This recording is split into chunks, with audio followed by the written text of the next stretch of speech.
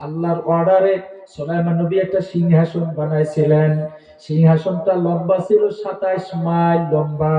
সিংহাসনটা 10 kilometre ছিল চওড়া, অথবা তার চেয়ে কম বেশি হবে। সুলাইমান নবী সিংহাসনটাকে সাজাইতে চাইছিলেন।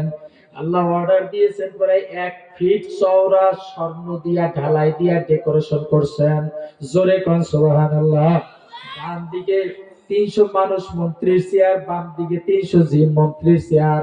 উজির নাজির বাবুর্চি নিয়া 27 মাইল দীর্ঘ সিংহাসনটারে নিয়া জমিন থেকে 9 মাইল উপর দিয়া উড়া বিনা ইঞ্জিনে উড়া যাইতেছিলেন। জোরে কোন সুবহানাল্লাহ। এক মুরব্বী বাবা জমিন দিয়ে হাঁটতেছিলেন, হঠাৎ করে তাকা দেখেন সুলাইমান নবী এত বড় পাওয়ারফুল নবী, 27 মাইল দীর্ঘ সিংহাসন বিনা ইঞ্জিনে 9 মাইল উপর দিয়া উড়াইয়া উড়াইয়া যায়। মন থেকে আর শুকরিয়া আটকায় রাখতে পারলেন না, মন থেকে বলে ফেললেন সুবহানাল্লাহ। এই সুবহানাল্লাহর আওয়াজটুকু নবী সুলাইমানের কানে চলে গেছে। সিংহাসনকে বন্ধ করে দিলেন, আর চলবে না সিংহাসন। যিনি বলছেন তার সামনে চলে যাও।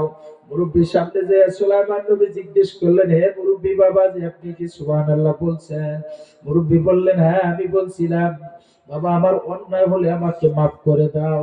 সুলাইমান নবী বললেন, না, মাফ চাওয়াতে হবে না, মাফের জন্য আসিও নাই, জিজ্ঞেস করার জন্য আসি আপনি কেন সুবহানাল্লাহ বলছেন।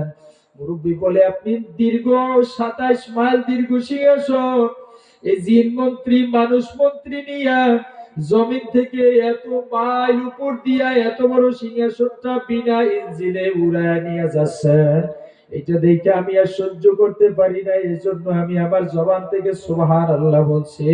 সুলাইমান নবী ডাক দিয়া বলে, আল্লাহর কসম করে বলি, আল্লাহর কসম করে বলি, আল্লাহর কসম করে বলি, আল্লাহ আমাকে এত বড় ক্ষমতা দান করছেন, এই 9 মাইল উপর দিয়ে 27 মাইল দীর্ঘ সিংহাসনটাকে উড়াইয়া নিয়ে আসার ক্ষমতা দান করছেন। তার থেকেও বেশি মূল্যবান তোমার একবার সুবহানাল্লাহ।